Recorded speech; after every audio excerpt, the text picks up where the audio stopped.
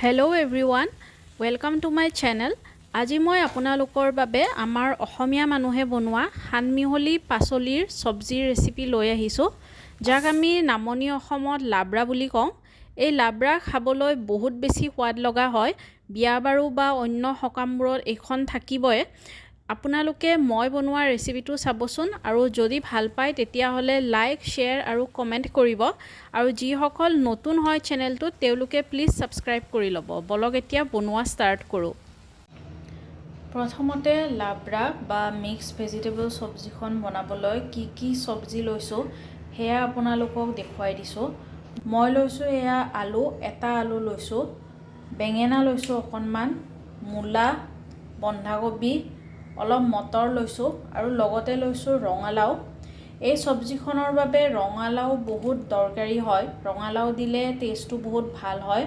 আৰু ৰঙালাও বাকি সবজিবোৰতকৈ বেছিকৈ দিব লাগে এয়া আপোনালোকে দেখিছেই মই ৰঙালাও বাকিবোৰতকৈ বেছিকৈ লৈছো মোৰ লগত আজি এইখিনিয়ে পাচলি আছে হেকাৰণে এইখিনি পাচলি দি বনাম কিন্তু আপোনালোকে ইয়াত বেলেগো পাচলি দিব পাৰে যেনে ফুলকবি পটল কাচকল ওলকবি স্কোৱাছ এইবিলাকো দিব পাৰে আহকচোন এতিয়া বনোৱা ষ্টাৰ্ট কৰো কেৰাহী এখন গৰম হ'বলৈ দি ইয়াত মই মিঠাতেল দিছো আৰু তেলখিনি গৰম হোৱাত পাঁচফোৰণ দিলো এখিলা তেজপাত চিঙি দিছো আৰু লগতে এয়া শুকান জলকীয়া এটা দিছো তাৰ পাছতে ইয়াতে মই দীঘলকৈ কাটি ৰখা পিয়াজ লগতে কেঁচা জলকীয়া দুটামান দি দিছো এতিয়া পিয়াজৰ কালাৰটো অকনমান চেঞ্জ হোৱালৈ মই এইখিনি ফ্ৰাই কৰি লম এয়া পিয়াজৰ কালাৰটো চেঞ্জ হৈছে এতিয়া মই কাটি ৰখা গোটেইখিনি পাচলি ইয়াত দি দিম পাচলিখিনি দিয়াৰ পাছত এবাৰ ভালকৈ লৰাই লম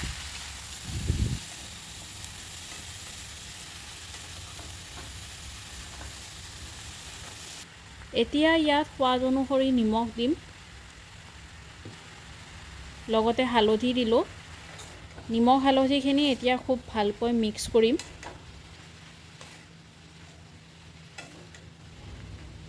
এয়া নিমখ হালধি ধুনীয়াকৈ মিক্স হৈ গৈছে পাচলিখিনিৰ লগত এতিয়া এই পাচলিখিনি সিজিবৰ বাবে ইয়াত ঢাকনি লগাই থৈ দিম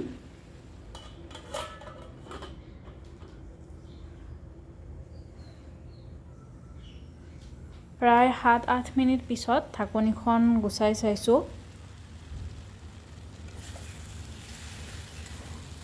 লৰাইও দিব লাগিব নহলে তলিত লাগি যাব পাৰে এইখিনি এতিয়াও আৰু সিজিবলৈ বাকি আছে ইয়াত পানী দিম কিন্তু পানী দিয়াৰ আগতে মই ইয়াত এয়া থেতেলিয়াই লোৱা আদা নহৰু দিছো এইখিনি ভালকৈ মিক্স কৰি লৈছো আদা নহৰুৰ কেঁচা গোন্ধটো যোৱালৈকে এইখিনি অলপ ফ্ৰাই কৰি থাকিম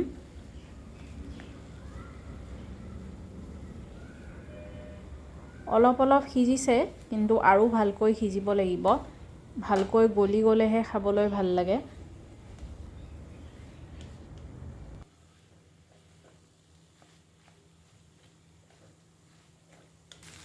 এতিয়া মই ইয়াত এয়া পানী দি দিছো পানী দিয়াৰ পিছত এবাৰ হেতাৰে লৰাই দিছো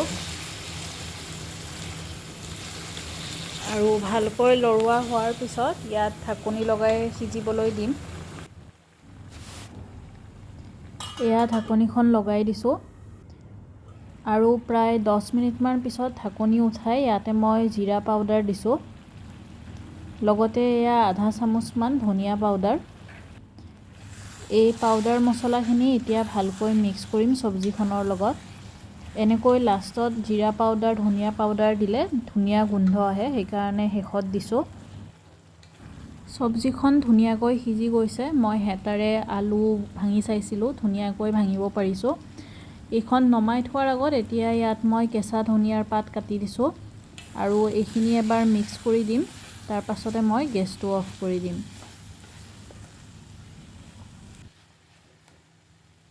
এয়া ধুনীয়াকৈ মিক্স কৰি লোৱাৰ পিছত হৈ গ'ল আমাৰ লাবৰা ৰেডি